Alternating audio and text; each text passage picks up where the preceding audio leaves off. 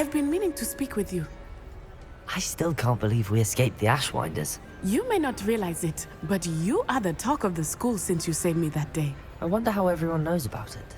I told my mother in the hope that she would be more forgiving of what I have been up to if it came from me. She likely told other professors, and news travels quickly. Unfortunately, she might, in fact, have been even less forgiving than I'd hoped.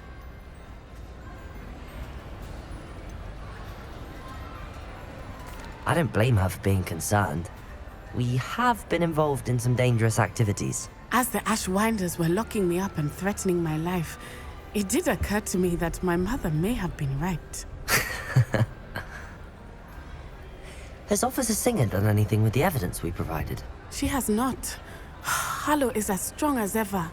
Someone needs to stop him, whether it is us or Officer Singer. If someone had stopped the monsters like him in Matabeleland, my father would be alive today. What exactly happened to your father? It was a beautiful day. My mother had gone to tend to a neighbor who was ill, and so my father and I were galloping in the savannah. Galloping?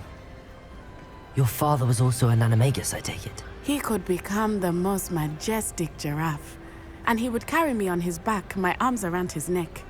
We were on our way home when we surprised a group of bandits who had come from our village. One of them saw me just as he removed a scarf from his face. He shouted and then aimed his rifle. He didn't want you to identify him. Exactly.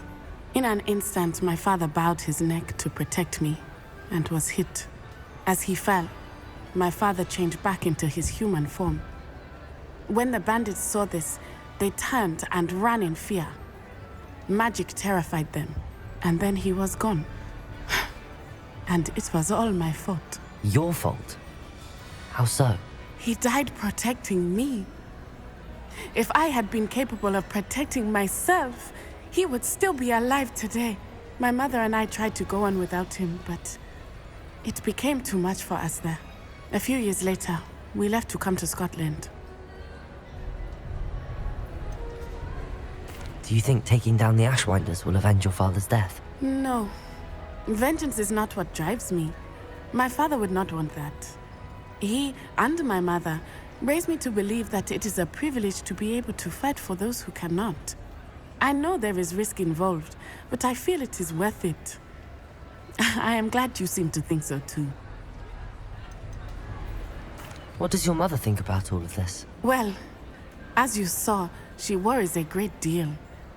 She is an excellent seer, but I think it bothers her to this day that she did not see my father's death coming. She misses him, as do I. So I believe on some level she understands my need to seek justice in a small way, but that does not mean that she likes it. Do you think your father would approve of the things we've been doing? Oh my, that is a good question.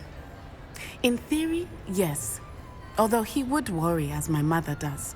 But I think he, of all people, would understand my persistence. My father never shied away from a fight for good, no matter how ruthless the foe. And I think he would have enjoyed knowing that I had a compatriot like you. I'm sorry, Natty. I can't imagine what you've been through. Your father sounds exceptional. He was. Truly extraordinary. And thank you for your kind words. We all have our burdens. My father had a saying about that. Yes, I remember. Rain does not fall on one roof alone. Exactly. Soon you and I will put an end to the Ashwinders, beginning with Harlow. And once he is gone, we will turn our attention to Rookwood. We are making progress, and we will succeed. Thank you again for